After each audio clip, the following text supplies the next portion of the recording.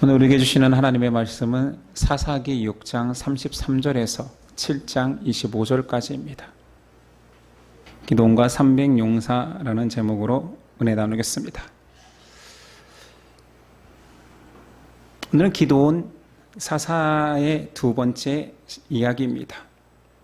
교회를 오래 다니신 분들은 너무나 유명한 기도원과 300용사의 전투 이야기입니다. 미디안 연합군이 이제 요단강을 건너와 침공을 준비합니다. 하나님께서 사사 기도원을 통해서 이스라엘 전역에서 군사를 모집하여라 하십니다. 기도원이 군사를 모으고 보니 적진에 있는 군사는 13만 5천이요. 그들과 싸우겠다고 모은 이스라엘 백성은 3만 2천 명밖에 되지 않습니다. 불안했겠죠. 누가 봐도 이 전쟁의 결과는 뻔합니다. 그래서 승리의 확신을 위해서 기도원이 하나님께 양털로 표징을 요청합니다. 첫 번째 표징은 이렇습니다. 밤새 이슬이 내릴 텐데 주변에는 이슬이 없고 내가 내어놓은 양털에만 이슬이 적셔지게 하옵소서. 아침에 일어나 확인했더니 정말 주변에 이슬이 다 마른 땅인데 양털에만 가득합니다. 짠이 한가득이 나옵니다. 생각해보니 양털은 물을 흡수하잖아요. 그래서 불경하게도 한 번만 더 하나님께 요청을 하는 거죠. 이건 상식적으로 주변 물을 흡수해가지고 주변이 마른 것 같습니다.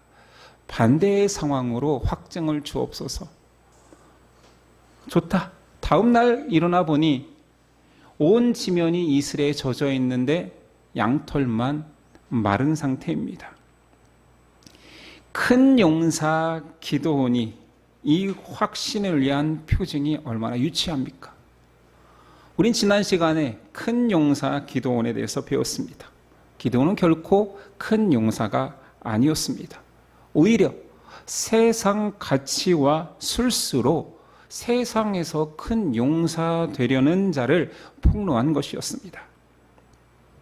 그런 기도원이 첫 사역을 실행하기 이전에 확신이 없는 거지요. 우리가 알고 있는 여전히 그는 큰 용사가 아닌 세상적인 생각이 가득한 사람입니다. 그러니 고작 솜털로 양털로 물이 적시네 안 적시네 이런 타령만 하고 있는 거지요. 이런 상황에 맞닥뜨리면 누구라도 확신은 필요하지요. 10만이 넘는 적군을 상대해야 되는데 우리가 고작 3만 명으로 어떻게 이긴단 말인가? 그의 두려움은 이해가 됩니다. 그러나 하나님을 향한 확증이 이 양털 확증일 필요는 없었죠. 왜냐하면 그 전에 사사로 부름받을 때 그는 충분히 확증받았습니다. 제가 제물을 준비할 테니 하나님께서 받아주신다면 바위 위에서 불이 나와 그 제물을 삼켰습니다. 그리고 내가 바알의 단을 부수겠습니다. 하나님께서 함께 하셔서 아무 문제가 되지 않았습니다. 이쯤 되면 확신해야 하는데 또다시 끊임없이 하나님께 확증을 요구합니다. 이거 신앙하는 우리들의 모습과 일반이지요. 계속적으로 하나님 계신 표징을 보여주십시오. 하나님이 역사하시는 이적을 저에게 보여줘야 제가 확신할 거 아닙니까? 라고 말하는데 계속된 표징은 사실은 믿음을 위해서라기보다 못난 나의 믿음을 폭로당하는 것입니다. 한두 번의 이적과 기사가 감동과 놀라움으로 내 믿음을 키우는 것 같습니다. 그러나 그 감격은 사라지고 어느새 불신이 커지면 또다시 표징을 요구하는 것이 사람 아닙니까? 경험을 하지 않아도 성경에 그 내용은 너무 많습니다. 한 세대에 가장 많은 하나님의 이적과 기사 표징을 받던 출애굽 1세대. 애굽 땅에서는 10가지 재앙을 받죠. 나오자마자 홍해가 갈라지는 기적까지 맛보았습니다. 날마다 만나 나오는 하루의 시작을 하나님의 이적과 함께 살아가는 그들이 끊임없이 하나님을 원망하고 또 다른 이적, 하나님의 도우심을 보여달라고 요청합니다. 결국 그들은 약속의 땅 가나안에 들어가지 못했습니다. 예수님 당시에도 마찬가지였습니다. 이스라엘 백성은 예수님이 오셨을 때 수많은 이적과 기사를 보았습니다. 목격했고 들었습니다. 그러나 끊임없이 요구합니다. 또 다른 표적을 보여주세요. 또 다른 표징을 보여주세요. 예수님이 그들에게 한마디 합니다. 악한 세대가 표적을 구한다. 더 이상 보여줄 게 없다.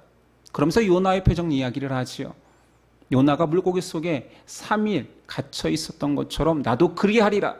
예수님 죽고 부활하실 것을 예언하신 거지요.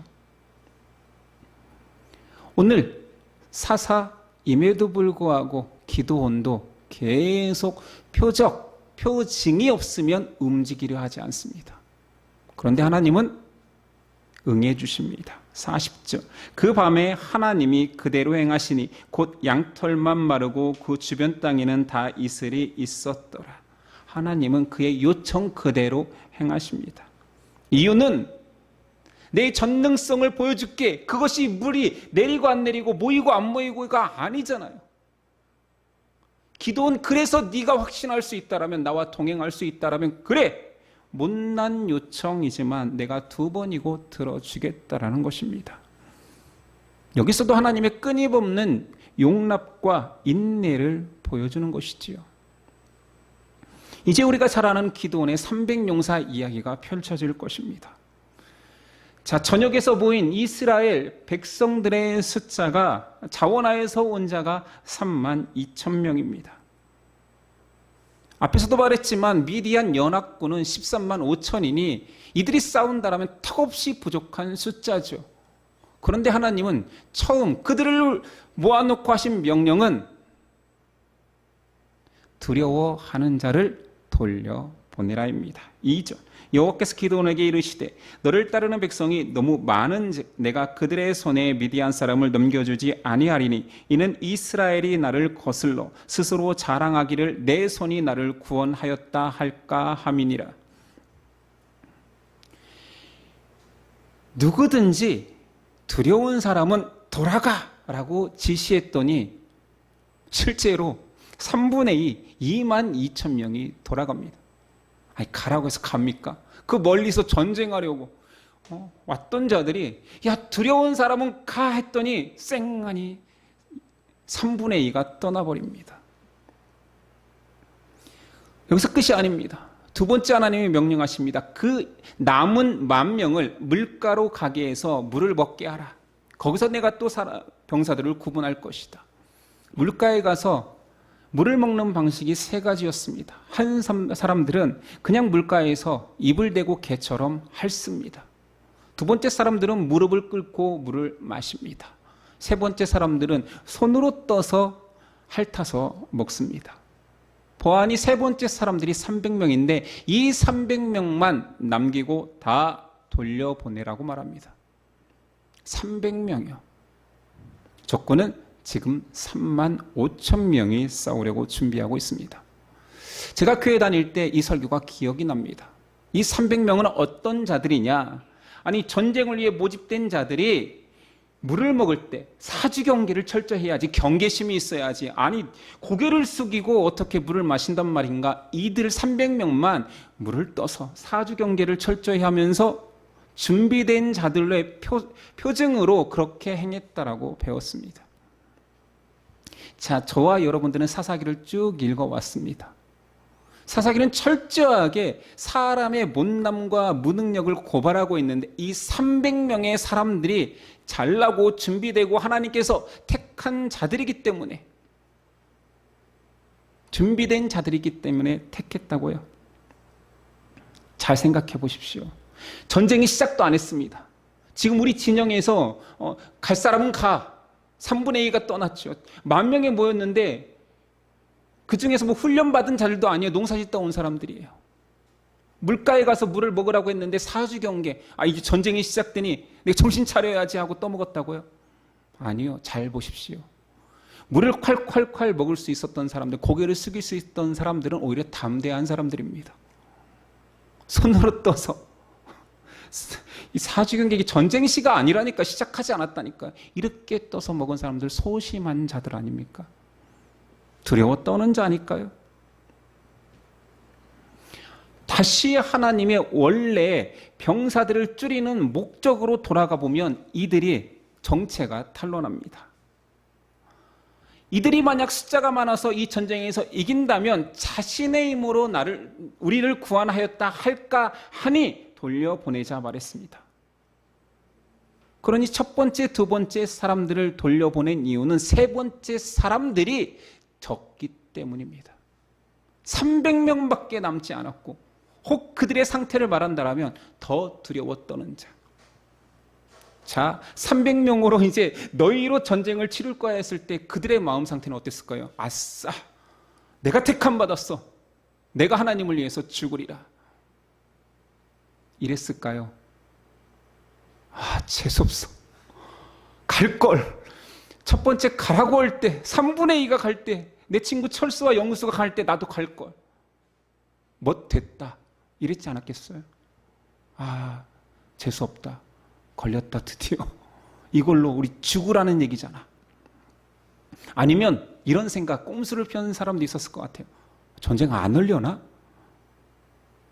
전쟁하는 방식이 아닌가? 왜 300명만 남기지? 아무튼 얼마나 두려웠을까요?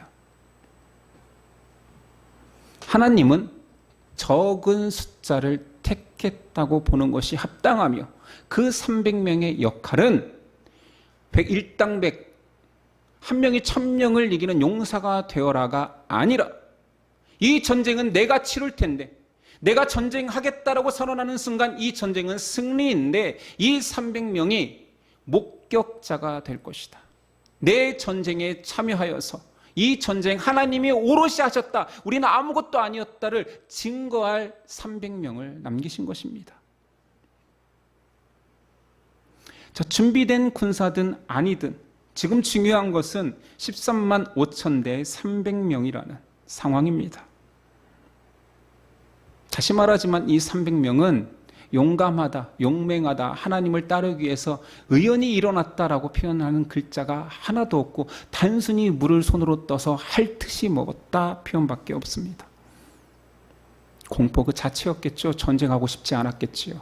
지금이라도 도망가고 싶은 나약한 상황이었습니다. 이런 때에 하나님의 강함이 드러납니다. 성경 전체는 내가 못났습니다. 내가 아무것도 할 수 없습니다. 나로 무엇을 한단 말입니까? 라고 하는 사람들을 통하여서 하나님의 강함을 드러내 오셨습니다. 이 고백을 고린도전서 1장 27절에 분명히 하고 있지요. 그러나 하나님께서 세상에 미련한 것들을 택하사 지혜 있는 자들을 부끄럽게 하려 하시고 세상에 약한 것들을 택하사 강한 것들을 부끄럽게 하려 하시며 하나님께서 세상에 천한 것들과 멸시받는 것들과 없는 것들을 택하사 있는 것들을 폐하려 하시나니 이는 아무 육체도 하나님 앞에서 자랑하지 못하게 하려 하심이라. 오늘 말씀과 똑같지요. 300명이 남았을 때 제일 놀란 사람은 기도원 아니었겠습니까? 이들을 가지고 전쟁을 치러야 되는데 다 돌려보내고 300명만 남겼는데 그 꼴이 말이 아닌 거예요. 꼭 자기 같은 거예요. 불안에 떱니다. 그래서 그가 한 첫 번째 행동은 부하와 함께 정탐을 갑니다. 저녁에 야심한 시간을 틈타 적진에 한번 가보는 거지요. 가서 귀를 세우고 듣는데 이런 소리가 들리는 것입니다. 한 병사의 꿈 이야기인데 언뜻 보면 개꿈이에요. 그냥 큰 보릿덩어리 하나가 굴러서 미디안 진을 덮쳤다는 이야기입니다. 야, 이게 무슨 꿈일까 했더니 옆에 있던 적군 병사 하나의 해몽이 가관입니다. 이것은 이스라엘 사람 요아스의 아들 기드온의 칼날이야. 이거 무슨 극본을 이렇게 쓰면 말도 안 된다고 할 것입니다. 아니 13만 5천 명이 진을 치고 있는 곳에 가서 2명이 정탐을 갔는데 기드온의 칼날이야 이렇게 얘기했겠어요? 아니 정탐을 가서 귀 쫑긋 세우고 있는데 아니 뭐 보초를 서는 사람이든 자기 진에서 쉬는 사람이건 내가 이상한 꿈을 꿨어. 보리떡 하나가 굴러와서 우리 진을 망가뜨려. 그러면 이게 기도원의 칼날 같아 라고 말하는 것을 소곤소곤 얘기했을까요? 자랑하듯 얘기했을까요? 나 꿈 좀 해몽할 줄 알거든. 이거 그런 거야 라고 큰 소리 쳤을까요? 전쟁을 준비하는 상황인데. 소곤소곤 얘기했겠죠. 그런데 여러분, 우연이 겹치고 또 우연이 겹치면 이것은 거짓말이거나 불가능입니다. 그 넓은 곳에 13만 명이 진을 치려면 어마어마한 도시와 같은 공간에 정탐을 갔는데 하필이면 꿈 얘기하는 그 시간에 또 꿈 얘기를 하고 그 꿈이 말도 안 되고 적군의 장수를 추앙하는 이야기를 해몽으로 이야기하는 그 소리를 들었다라는 얘기예요.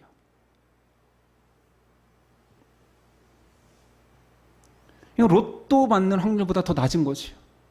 불가능한 거예요.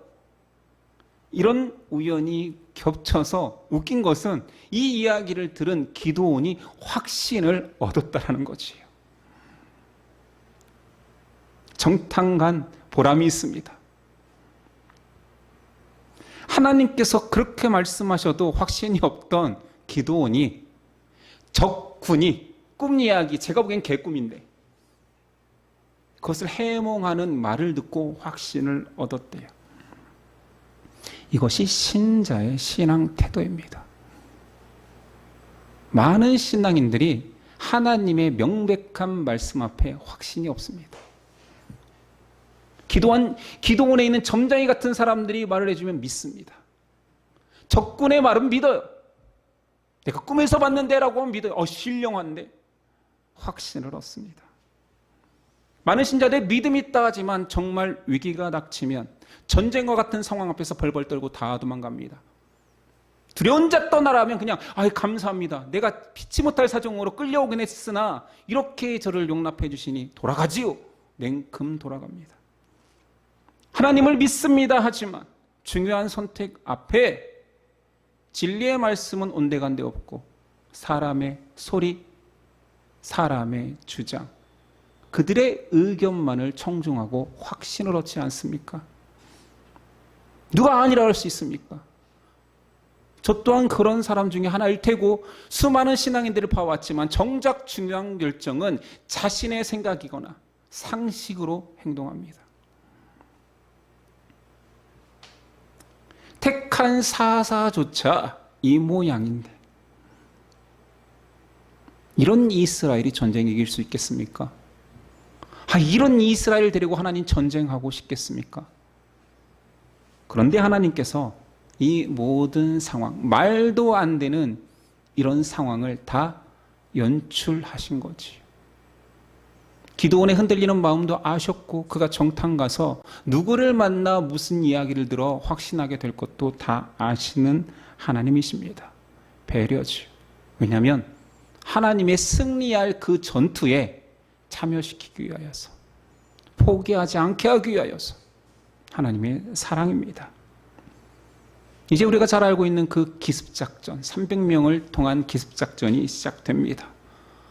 기도원이 나름 머리를 써서 300명을 나름 세 분대로 나누어서, 세 대로 나누어서, 근데 그들에게 손에는 횃불과 나팔과 그 횃불을 불빛을 감출 항아리, 이 세 개만 가지고 전쟁을 감행합니다. 기습이면 최소한 무기는 들고 있고 우리가 보편적으로 알고 있는 기습, 불화살 정도는 쏘고 시작해야 되는 거 아니에요? 그래도 모자랄 판에 무기는 온데간데 없고 아무도 무기는 들지 않은 채 나팔과 횃불과 항아리를 들고 적진에 뛰어듭니다. 저는 그냥 이 본문을 상식적으로 좀 봤어요. 여러 번 봅니다. 제가 혹 오해하고 왜곡하여서 볼까봐. 전쟁을 13만 5천 명을 상대하는 300명이 무기 없이 기습을 하는데 얼토당토하는 세 가지만 들고 전쟁을 치릅니다.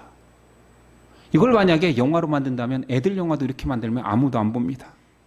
말도 안 된다고. 이래서 이겼다고 하면 유치하다고 합니다.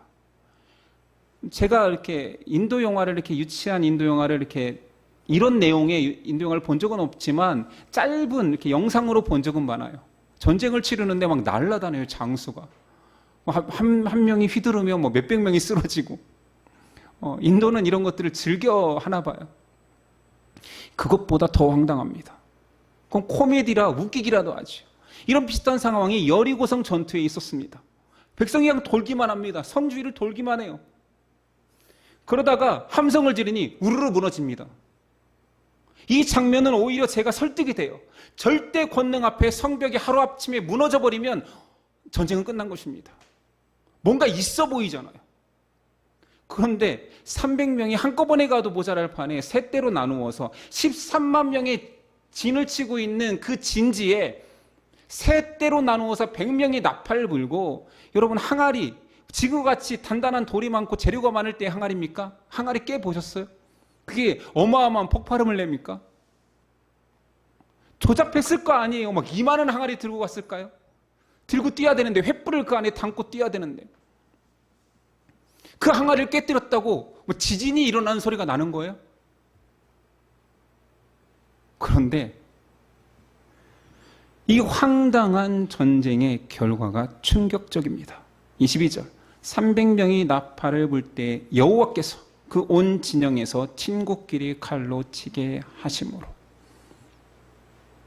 이들은 전쟁을 계속 치루었던 병사들입니다.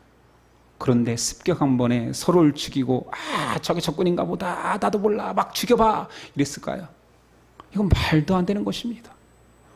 뭔가에 쓰이지 않으면, 우리 표현이죠. 뭔가에 쓰였다, 미쳤었나 봐 하지 않으면 불가능한 그 일이 서로 죽이는 사건이. 칼 하나 들고 오지 않았던 이스라엘 백성은 가만히 있고 나팔만 불고 항아리만 깨뜨렸는데 서로 죽인 숫자가 12만 명. 나머지 1만 5천 명은 혼비백산하여 도망치는데, 완전히 전의를 상실하고 도망치는 자들을 뒤에서 섬멸하는 1만 300명이 했습니다. 자, 우리가 알고 있던 그 기드온과 300 용사 맞습니까? 저는 왜곡되이 전하는 것이 아니라 객관적으로 보려고 애썼습니다. 이것은 300명의 용사의 용감함과 그들이 불태운 전의를 말하는 것이 아니라 하나님의 불가항력적인 개입에 의한 승리를 말하는 것입니다. 많은 설교가 300 용사의 용기를 칭찬합니다. 물론 대단한 용기지요. 적진으로 무기 하나 없이 뛰어드는 것은 무모하기까지 합니다. 얼마든지 칭찬할 수 있습니다. 그러나 사사기의 주제가 그것이 아니라는 거죠. 이 본문만 갑자기 동떨어진 주제를 얘기하는 것이 아니에요. 못난 인간의 모습을 보라. 그런 인간을 통해서도 역사하시는 하나님을 보라는 것입니다.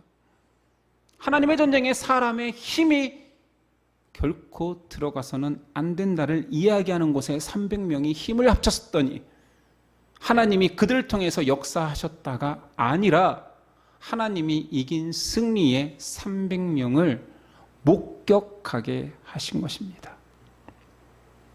믿음 때문에. 인간적인 힘이 아닌 능력이 아는 하나님의 계획과 역사를 통해 하나님의 승리, 사람의 구원의 역사가 이루어진다를 말하고 있습니다. 성경은 하나님이 주인공이지만 특별히 사사기에는 더욱 하나님만을 드러내고 있습니다. 기드온과 300 용사의 헌신과 용기를 말하고 있지 않다라는 거지요. 성경의 한 사람이 하나님 절대자에게 헌신한, 가장 헌신한 대명사, 신구약을 통틀어서 가장 헌신한 대명사는 솔로몬의 성전 건축입니다. 온 힘을 다하여서 오랜 기간 준비하였고 오랜 기간 그 재료를 모았고 온 나라가 동원되어서 그 역사를 이루었고 완공한 이후에는 1천 번제까지 드렸습니다. 이렇게 헌신하면, 자, 성전을 완공하고 봉헌하였을 때 우리의 상상으로는 축복이 쏟아져야 되잖아요. 이제 넘치는 복이 준비되었다라고 말이라도 해줘야 되잖아요. 이렇게까지 노력했는데. 그런데 하나님 성전을 드린 솔로몬에게 이렇게 말씀하십니다. 첫 번째 시험을 줄 것이다. 대하 7장 13절 이하입니다. 홍대가 하늘을 닫고 비를 내리지 아니하거나 혹 메뚜기들에게 토산을 먹게 하거나 혹 전염병이 내 백성 가운데서 유행하게 할 때 내 이름으로 일컫는 내 백성이 그들의 악한 길에서 떠나 스스로 낮추고 기도하여 내 얼굴을 찾으면 내가 하늘에서 듣고 그들의 죄를 사하고 그들의 땅을 고치리라. 너의 헌신에 감동하여서 내가 복 줄게, 형통하게 할게, 이 땅에서 가장 강력한 나라로 만들어줄게가 아니라 이 성전을 바쳤으니 너희가 죄를 짓고 시험을 당할 때마다 이곳에 와서 회개하고 돌이켜 기도하면 내가 들어줄게. 너무 상식적인 거지. 근데 그런 상식적인 행위조차도 안 하던 이스라엘에게 그래 이 성전이 그런 곳이 되어라. 다시 회개하고 다시 내게로 돌아오면 모든 불의에서 모든 재앙에서 내가 건져줄게. 돌아오는 자리로 삼아라. 이런 얘기는 할 수 있죠. 그런데 문제는 경고까지 했다라는 거지.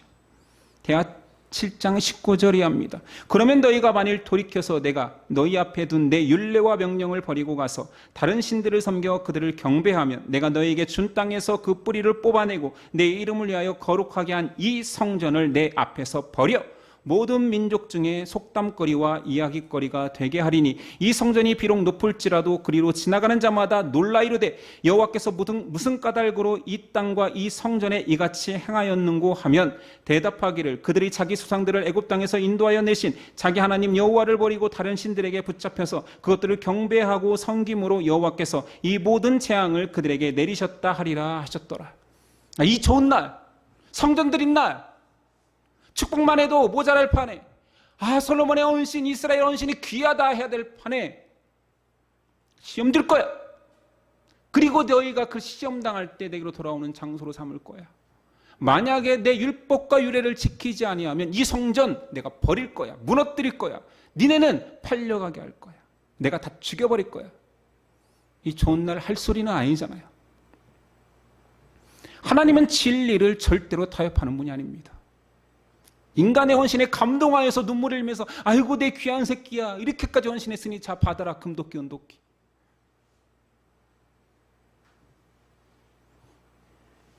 너희는 불순종하면 심판받아. 이건 변치 않아. 네가 아무리 헌신하였다 하더라도 내 말을 듣지 않으면 내 땅에서 쫓아낼 거야. 세상에 조롱거리 삼을 거야. 이게 인간이 한 최고의 헌신 앞에 하나님의 대답이었습니다. 하나님은 열심히 일하는 자, 하나님의 사역하는 자를 찾으시는 것이 아니라 하나님께 순종하는 자를 찾습니다. 여기에 이스라엘이 끊임없이 사사시대에 전쟁을 당하는, 시험을 당하는 이유지요. 내 백성아 돌아와라. 나에게만 돌아오면 너희가 당하는 이 모든 시험과 전쟁은 승리로 끝난다. 돌아와라 돌아와라. 나를 의지해라. 나는 너희가 우상 숭배하는 그 꼴 못 본다. 나는 질투하는 하나님이다. 돌아와라. 우리가 사사기를 계속 비슷한 패턴의 이야기들을 보고 있습니다. 계속 반복하죠. 하나님께서 얼마나 답답하셨으면, 인간이 얼마나 한결같이 죄악과 불순종이 가득하면 끊임없이 반복합니까? 사사기를 보는 우리의 신앙의 태도를 점검해 보아야 됩니다. 우리는 어떤 태도여야 합니까? 오늘 말씀에 등장하는 항아리처럼 깨지는 신앙이어야 됩니다. 항아리라는 내 자아가 깨져야지만이 그 안에 횃불, 빛으로 오신 그리스도가 드러납니다. 하나님은 우리에게 빛이라는 믿음을 주셨습니다. 그 빛을 비치기 위해서 1차적으로 내 안에 스스로 큰 용사 되려는 그 항아리를 깨뜨려야 됩니다. 내가 이 전쟁에서 공을 세워 높은 자 되어야지 라는 것은 하나님의 사역에, 하나님의 참여케 하시면은 가당치 않습니다. 로마서는 말합니다. 14장 8절. 우리가 살아도 주를 위하여 살고 죽어도 주를 위하여 죽나니 그러므로 사나 죽으나 우리가 주의 것이로다. 우리가 깨어질 때 하나님이 크게 역사하십니다. 이스라엘은 자기 신앙이 있고 자기 확신을 가지고 있었을 때 우상에 빠졌습니다. 심지어 하나님조차 금송아지로 만들어버릴 만큼 확신이 있었습니다.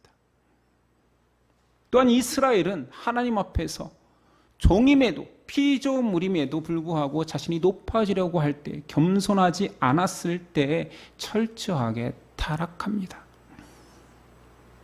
우리의 약함을 아시는 하나님, 너희 약해서 못나서 네 신앙이 그 꼴이야 라고 말하지 않고 네가 잘나서 그 꼴이야,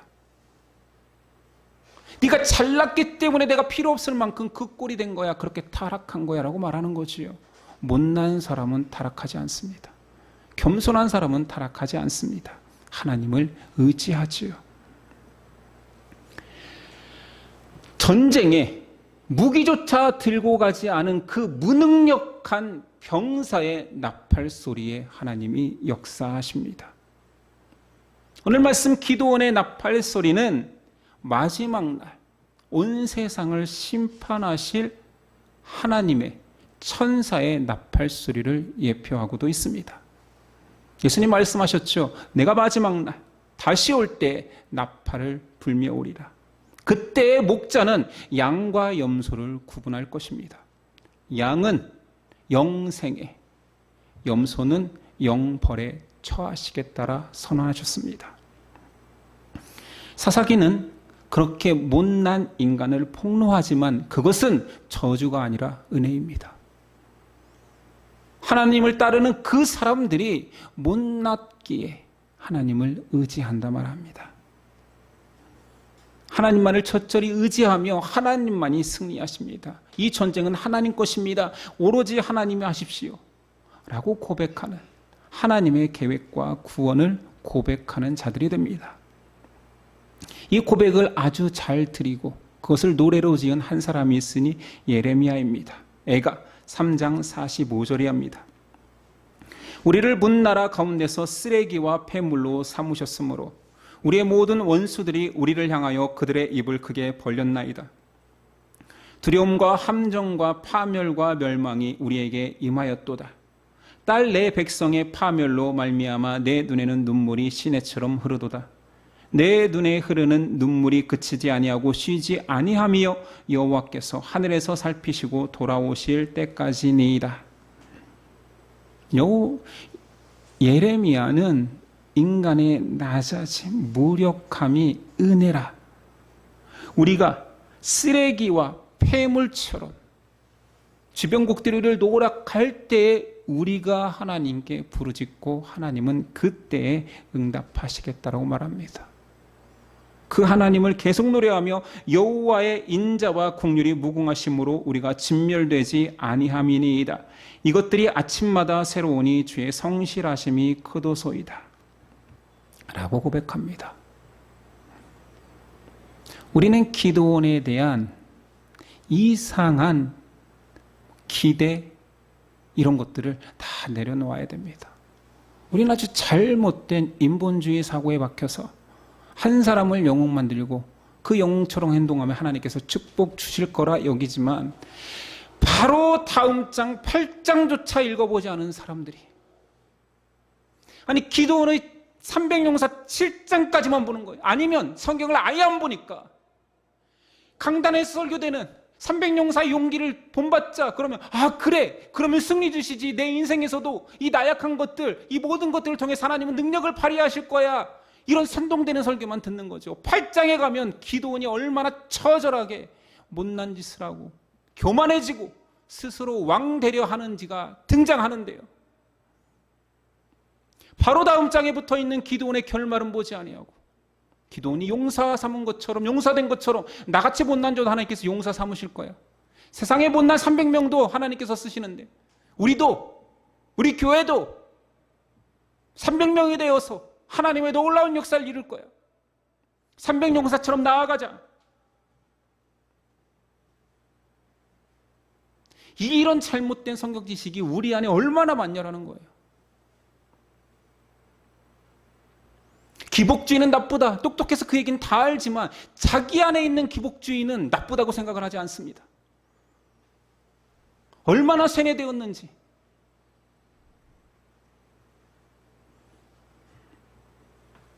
기드온의 타락한 모습, 전국적으로 자기가 왕되려 하는 그 모습, 사사임에도 불구하고 이스라엘 전역에서 단 한 명 하나님의 종으로 세운 자조차 타락하는 시대가 이때만이 아니라 지금일 수도 있다라는 생각을 안 하는 거지요. 이게 내 모습일 수 있다라는 생각을 전혀 안 하는 거지요. 가룟 유다와 같습니다. 저는 아니지요. 바로 그가 제일 악한 자였습니다. 하나님께서 전쟁하십니다. 승리하십니다. 하나님이 개입하는 전쟁, 하나님께서 하겠다는 전쟁은 그냥 승리로 끝나게 되어 있습니다. 왜냐하면 만군의 하나님, 천지를 창조하신 하나님이 자기 피조물과 자기 만물과 겨루어서 이기지 못한다는 게 말이 됩니까? 그 하나님을 따르는 것은 그냥 곧 승리입니다. 그런데 거기서 용사인 것처럼, 내가 잘난 것처럼, 내가 사산이다를 따르라고 하는 것처럼, 하나님의 승리에 내가 뭔가 공헌한 것처럼 살아가는 신앙인데, 그리고 내가 이 정도로 헌신하고 용기 냈으니 하나님은 나에게 복 주셔야 되는 거 아니냐고 따지는 인간들, 그게 순종입니까? 그게 신앙입니까? 그게 기독교 신앙입니까? 예수님 형제자매 여러분, 저를 포함해서 기드온의 300용사를 버리십시오. 밟으십시오. 쓰레기 치고 마십시오. 추앙받는 300명이 아니라 못난 300인을 불러 하나님의 기이한 일들을 목격해 하시고 각 지파에 돌아가 놀라운 일을 자랑하고, 먼저 갔던 철수 영이, 그들은 두려워서 갔지만, 나도 가고 싶었지만 타이밍을 봐서 못 갔을 뿐인데, 이런 날을 통하여서 10,000명이 모였을 때 그들 중에 힘이 있고 자신감 있고 그래 그래서 나가서 싸우자 했던 자들은 다 돌려보내더라. 근데 나는 있고 싶지 않았는데, 그냥 끌려간 것 같았는데 하나님께서 승리를 맛보게 하셨다.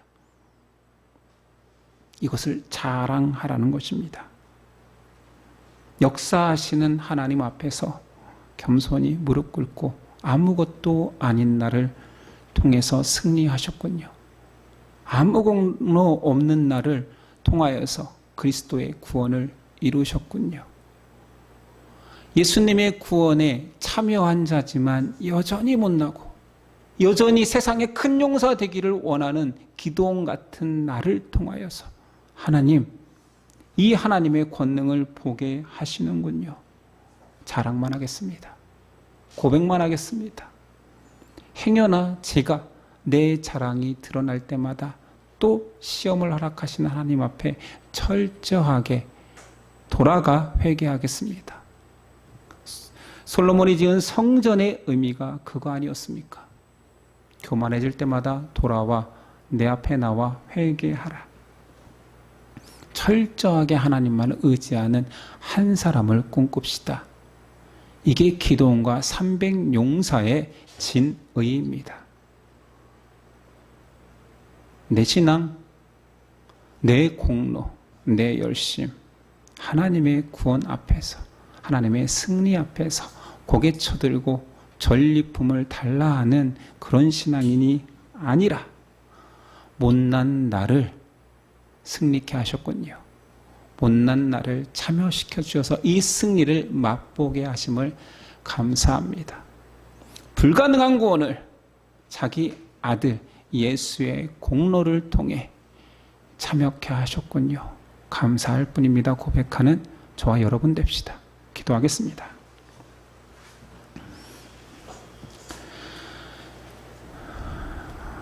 주님, 성경은 철저하게 우리 이야기입니다. 선민 이스라엘의 이야기이기에 하나님의 백성인 우리의 이야기입니다. 이스라엘의 상태는 우리의 상태입니다. 기도원의 못남과 그 못남을 끝까지 참으시고 승리케 하신 하나님이 기도원의 타락을 또한 보여줍니다. 이게 우리의 모습임을 알기에 성경에 기록해 주시고 말씀하시는 것 아닙니까? 나는 아닌 것처럼 바리새인처럼 모든 신앙에 헌신을 하지만 하나님의 백성이 아닌 것처럼 그런 저주받은 인생 되지 않도록 도와주옵소서. 겸손하게 하나님 아니면 저 안 됩니다. 믿음 아니면 저 아무것도 없습니다. 고백하는 그리스도의 공로 때문에 삽니다. 십자가 앞에 회개하는 우리 되게 하옵소서. 예수님의 이름으로 기도드립니다. 아멘.